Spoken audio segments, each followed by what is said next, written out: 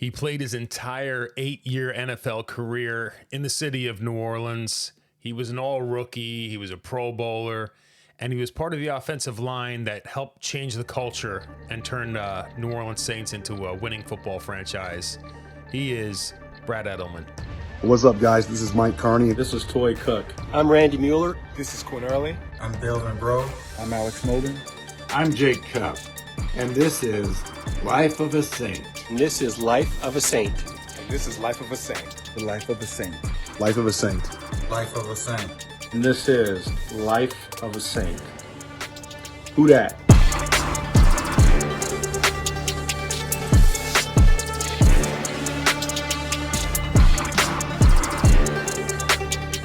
Good to speak with you, Brad. I guess I'll start way back in the beginning. I saw that you had originally you were born in Florida. You moved to St. Louis. How old were you when that happened? I was born in Jacksonville, Florida, and I think it was within 3 days I was adopted at birth. So my folks had come from St. Louis, Missouri, to pick me up at a hospital in Florida, and then took me back to St. Louis. Interesting. So yeah.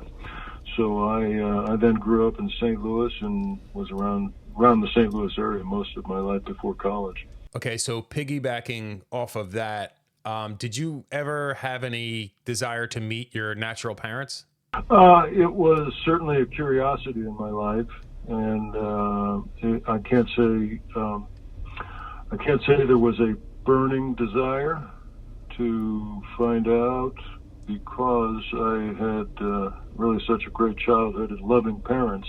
Gotcha. There wasn't a lot of incentive to find out, other than throughout my own personal development as a young child and young man and all that. Gotcha. So the gap to the story could be, or is that anyway? I did end up meeting my birth mother, mother, the mother who raised me, Elaine Edelman, my mother, who I will also call my mother, is passed away in 2006, and then in about 2013, through an interesting happenstance, I ended up realizing that my birth mother had been looking for me, had posted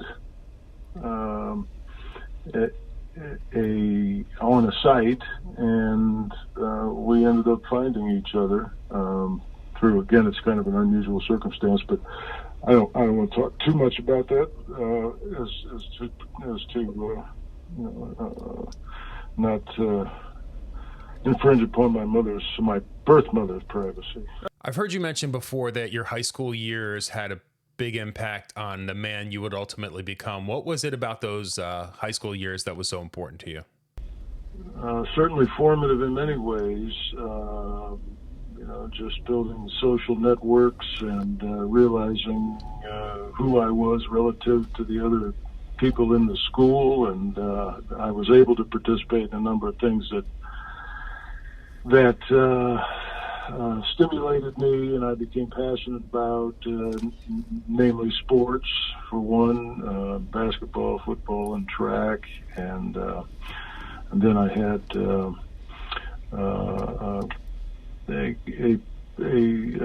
consistent involvement in music, both in singing and playing, but mostly as a singer back then. And that's certainly always something that I've carried throughout my life, and I still enjoy it, and I'll be pursuing more music in the future, but just for fun. So you end up going to the University of Missouri. Was it just that it was the local school, or what made you pick Mizzou? No. It really came to me late in the process. I was not set on Missouri. I visited 5 other schools and considered several others, but the long and short is that Missouri had a new coaching staff. They had a great deal of talent that had been handed down from the previous coaching staff to Warren Powers, who was the then coach. They put on a fairly impressive recruiting campaign, and I felt that it was, like many people down here in New Orleans feel about LSU, that it was close enough to home, but far enough away that I could add my own identity and a life with some distance, but could always get back to see my family. And I knew I was going to school where I could get a good education, in addition to having a chance to be competitive, very competitive in the Big Eight. So although you've been playing football for a while, from what I've read, it wasn't until about your junior year of college where you thought NFL was a route that you would choose. Is that true? Or I did not believe it. I really hadn't contemplated it much as far as I can recall. And then in my junior year, some folks around the organization, the trainers, scouts, some coaches and all suggested that the scouts, the NFL scouts who were around looking at the seniors seemed to have been impressed by my talents, and that if I continued to improve and continued my work ethic, I might have a chance to play pro ball. And it was certainly an interesting proposition. It wasn't my. It would not necessarily have been the answer to an early childhood dream. I feel very fortunate to have done it, but I wasn't sure what I wanted to do, and I wasn't sure that I wanted to subject myself. It's funny now in retrospect, considering how today I didn't want to subject myself to a great deal of public scrutiny. I was a very private person. Gotcha. But I realized early on, and my father said, look, if you're going to consider it and it's an opportunity, he said, you can do one of two things. You can quit, walk away from it because you don't like the invasion of privacy or whatever else, or you can give it a shot and see how it goes. So I erred on the side of, if I don't take this opportunity, I may never get it again. But it was not like it was not like pulling teeth to get me to do it. I don't mean to imply that at all. Right, understood. Because I felt so very thankful and so lucky that somebody even knew my name, to get me into the NFL draft. you had mentioned that it wasn't until junior year where you thought NFL was like a real possibility and probability at that point, I guess. So prior to that junior year, maybe like your freshman and sophomore year, if football wasn't the route that you were going to go, did you have any idea what direction you were going to go?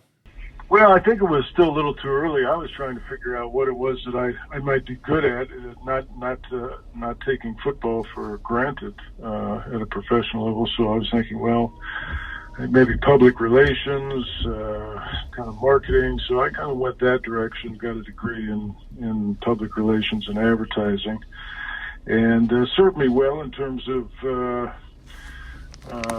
experience of dealing with the public and such, as I did once I started playing with the Saints. But no, I didn't really know, and there was a lot of things I wanted to explore in my life.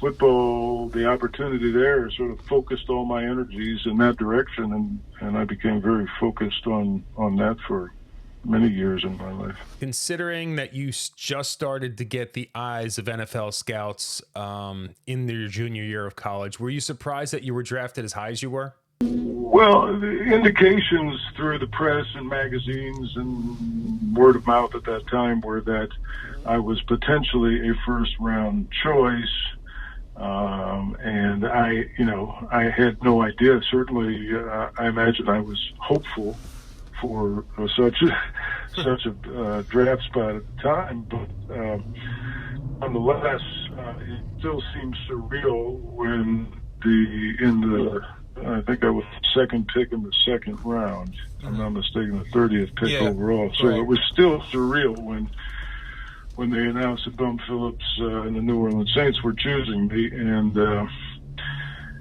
I'm sure there was quite a bit of a release of joy and excitement for the opportunity. Right. I mean, it was, just nice to be able to step into doing the same thing for a little bit longer and make money. But now, a lot of times I like to ask players, who was the biggest influence in their journey to make it to the NFL, which I know is a loaded question, and there's so many people that kind of pour into what you're doing throughout the years that lead up to that. But is there anyone that kind of jumps off the page as someone that's kind of like an unsung hero or something like that deserves some recognition in your journey? yeah, I'm going to say there are too many people along the way who helped in my development. To pick someone out at the moment, nobody's popping out. I mean, there are several who are, but That's fair. I said one coach that a coach named Cliff Amen, Amen, became very close to in high school, as he was assistant coach, I think, for both football and for track and field. And I found him, without going a great deal to it, he was wonderfully inspiring and just the kind of person that can put you on a positive path in a lot of ways, mentally, spiritually, and physically. And it was fun to be around and a great inspiration. But there were many inspirations as coaches. I was fortunate to have a lot of good coaches, both position coaches and head coaches. Now, making it to the NFL obviously is not easy. There's millions of kids probably every year that try and just don't make it. Obviously the road's not easy. What was the toughest thing you had to overcome to make it into the NFL? First thing that comes to mind is size. As I was smallish, 265, although guys were a lot smaller overall back then. I was smallish going into the league, but they put me at center instead of a tackle, or a guard instead of a tackle. So it suited me pretty well there. I had played center in college, but we already had a starting center here, and they needed a guard. So thankfully I was able to step in. I felt good there. I could move, and also I was not out on an island coming from having played the center spot in college. They did try me at left tackle for a little while just to give me a sense of how difficult it was. Make you appreciate being a guard that much more. Yeah. Okay. Well, we'll let you move back into that now. Okay. So being an early draft pick, there are certainly expectations that come with that. You arrive in New Orleans. Is there anybody that kind of helps you get up to speed quickly and make your mark early in your career? I kind of ended up hanging with some of my offensive line buddies like Louis Oubre and I'll tell you also, you mentioned Dave Waymer earlier. I hung with Dave a lot during my rookie year. I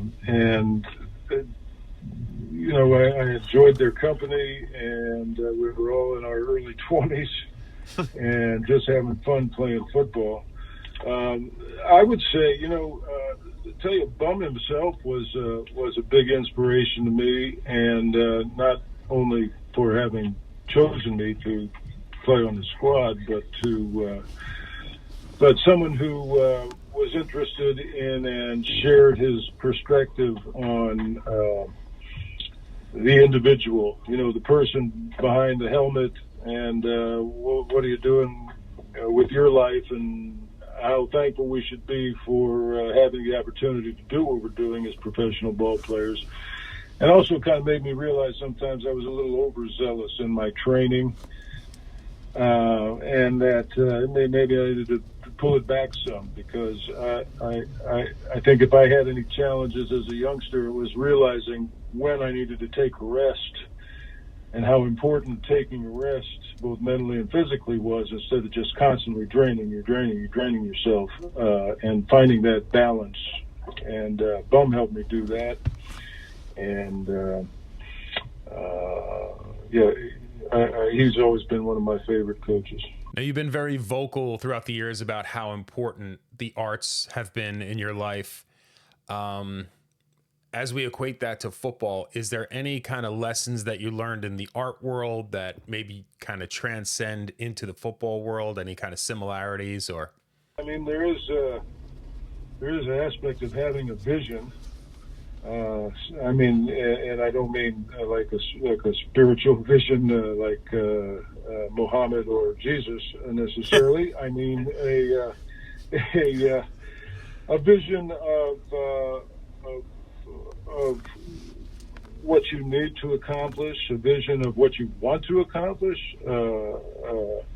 On the field, that's maybe visualizing a play or a move or whatever it is, whatever your challenge is. And in the art world, it's allowing, it's really the manifestation of a vision. I'll try to put it simply like that. Gotcha. That makes sense. And hopefully, and it requires passion for both of them too, because you can't go out on the football field and, without passion and make all that stuff happen. That's the same thing in art, and I can't always find that same intensity, creative intensity, but it ebbs and flows. So I find myself sculpting sometimes, which is one thing that I've been doing since college. And I find myself more involved in musical aspects at other times. And I still have photography, which I enjoy, but I don't shoot as much. I am now kind of going back over all the things like I have been for a couple of years now that were shot and trying to figure out what to do with them. when you arrive in New Orleans, the Saints weren't really known for being a juggernaut franchise, to say it lightly. But as the years progress throughout your career, you see the team start to win more and more. Was that just a personnel, like you got the right players? Was it a philosophy change? What was it about those first couple of years that kind of saw the light at the end of the tunnel and were able to make something happen? I think we had early on a good combination of players that could play in Bum's offense, at least, and we had a solid defense. There was a really good defensive core, and our offense, it was very simple. Bum's philosophy was very simple back then, and this is one of the reasons that ultimately the NFL sort of passed us by in terms of philosophy of different fronts, defensive fronts, and more complicated pass coverages, et cetera, et cetera. But we were very simple, and we had the horses, at least my first couple of years, I mean offensive linemen, guys that could pound it out, to be able to compete with most teams running the football and driving it over defenses, and some very successfully, many games out of the season. When we no longer really had the horses to play that kind of game, that kind of line them up and knock them down game, as opposed to the intricacies of the offensive packages today, we weren't as successful. We relied on the defense a lot, and then shortly after, and I think generally, if I had to sum that all up to, the other reason is it was a very family-oriented team with Bum at the helm. Right. And guys liked each other and were inspired, and we thought we could be better than we had been. And, well, then came the Maury years, and we actually took a step up in terms of wins and losses. When I spoke to Morton Anderson about the transition from Bum Phillips to Jim Mora, he described it as going from eating a cupcake to eating liverwurst. So that said, out of your perspective, what was it like going from Bum Phillips to Jim Mora? Well, I'll give you another similar. We'll see how it holds up. It's a difference between the staff and several players on the Saints sideline in the Superdome, leaving tobacco stains all over the Superdome sideline as opposed to Jim Morris' staff leaving sunflower seed shells, littering the sideline with sunflower seed shells. So just another telling little difference. Gotcha, for sure. Yeah, it was day and night in many respects, because and I respect Jim, and he and Jim Finks are the reason. Jim and of course Tom Benson are the reasons that the franchise ultimately turned around. And in the Moore years, we saw some success. Jim was had a different philosophy than Bum, but his philosophy was to get the most out of his players, and I think he was, for the most part, able to do that, and build a team that was not going to burden itself with so many mistakes that they didn't give themselves an opportunity to win. Gotcha. So he basically do not beat ourselves, and we did have one of the most awesome defenses in the NFL. We just didn't have quite the offensive strength to really get over the hump. So when Bum left, was that something that internally the team kind of expected, or did that kind of catch you guys off guard? I think they saw it coming. If I recall correctly, I remember seeing Bum reading books on life after retirement, or being more philosophical about his career at that point in time. And I think I can't remember the circumstances that surrounded it, or who knew when or what, but I don't think it was a surprise. He had a good long run, and I think he was well loved, and it was just his time. Right. And then, of course, his son went on to have is still having a career in the NFL. Mm-hmm. Wade and I had a chance to play under him for a short time. So 1987, you get the nod, you get to be a Pro Bowler. This is pretty far into your career at this point. So what was that honor like for you, and what was it like playing alongside some of these guys that you're typically going up against week over week, and now you're kind of rubbing shoulders with them? Oh, yeah. Well, first of all, it was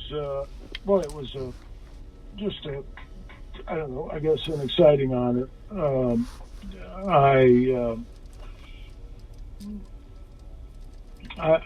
don't know that it was what I would consider my actual best season as a player, but it is the season where our team accumulated the most wins and had a lot more visibility. So I think that typically plays in to some degree. Mm-hmm. But I was very thankful for the honor. What a great game. I ended up playing next to a gentleman I had known from years past, Lewis Sharp, who ended up playing offensive tackle with the St. Louis Cardinals, and we played side by side in that game. Played against Howie Long and Bruce Smith Bruce Smith, and tussled a little bit with those guys. And yeah, it was just the intensity is not the same in a Pro Bowl game as the regular season. More so back then than it is today, even. But it was just a load of fun, and I was very thankful to have experienced at least once in my career. 1989, you decide to hang it up. Was that just an accumulation of injuries that you just had enough of it, or had you accomplished everything that you wanted to in the NFL and were looking to try something new?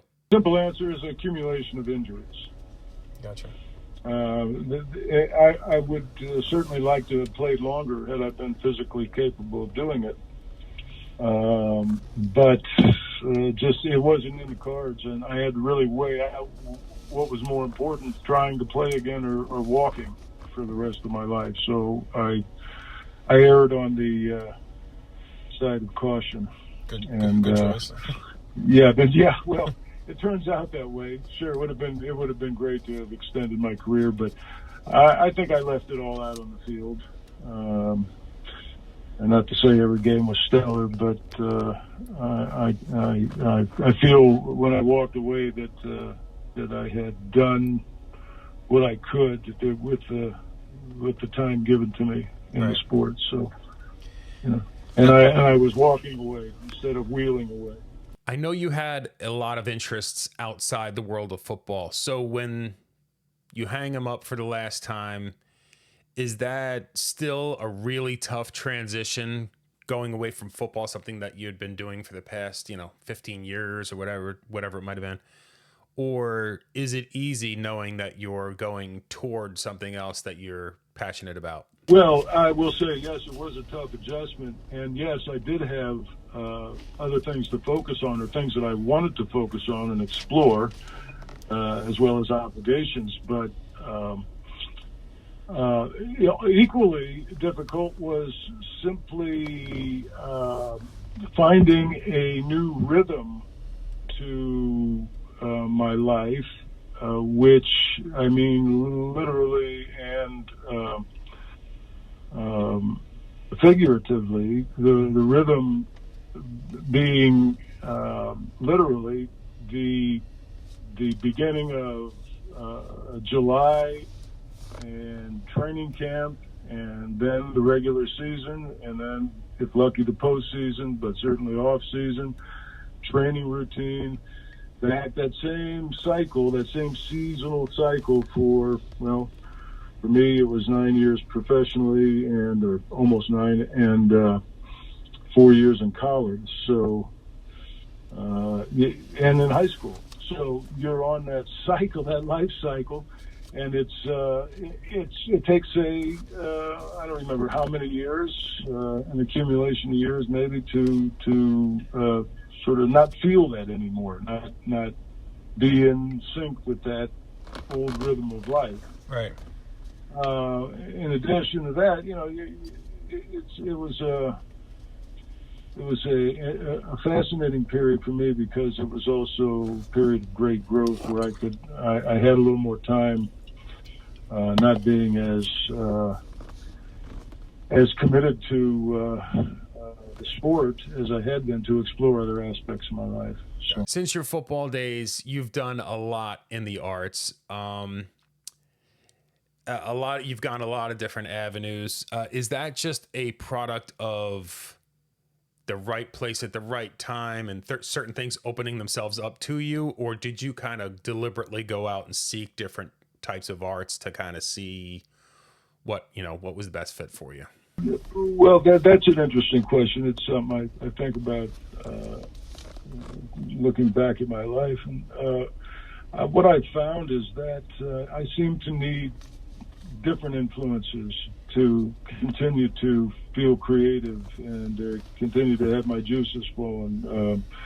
I certainly take care of a lot of perfunctory tasks like everybody else. And really my body and maintaining my health and lifestyle is number one. I will say to you, it was a combination of both. Okay. Because having the exposure to the community that I did as a Saint, and my involvement otherwise, certainly led to opportunities. And for instance, I did acting, some theater productions in the 80s that I wouldn't have necessarily seen myself doing, but tried it and really enjoyed it for a while. I didn't end up going that direction in my life, but I found that I'd like to explore the processes of these different art forms, and I've never been able to. I've eliminated some along the way. I'm not pursuing acting anymore, although I have a great appreciation for it, and I have limited myself now to basically my sculpture, photography, and music, and the opportunities that I had from football all helped perpetuate all of those along the way, whether it was meeting people in the field or being able to learn through others, et cetera, et cetera. Wasn't always the main factor, but it certainly had opened doors. So I was on YouTube and caught an episode of the Big Easy television show, and I saw you beating up a few guys on that show. What was it like breaking into the television world? Well, it was during a period of time where I was pursuing those types of things. I think I had a manager here in town who was sending me up for various auditions, and I apparently auditioned for that particular role, which I think they had plenty of film on me getting beat up over the years, so they figured I could do it.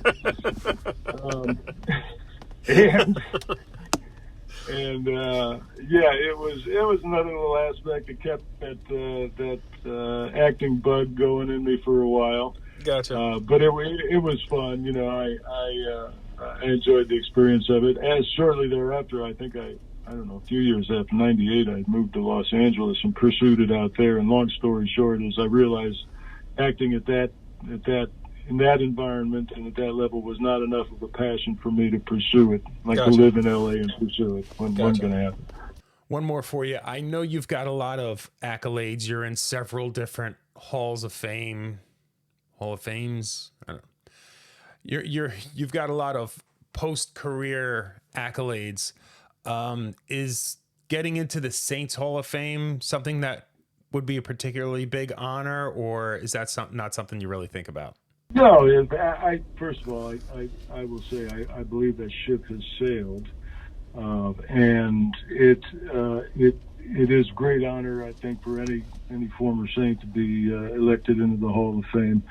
It's not a priority for me. I'm comfortable with my legacy, if you will, on the field, and still thankful for the opportunity, and that's about where that stands. Well, there you have it, folks. Brad Edelman, one of my personal favorites. I've spoken to Brad a few times. Big fan.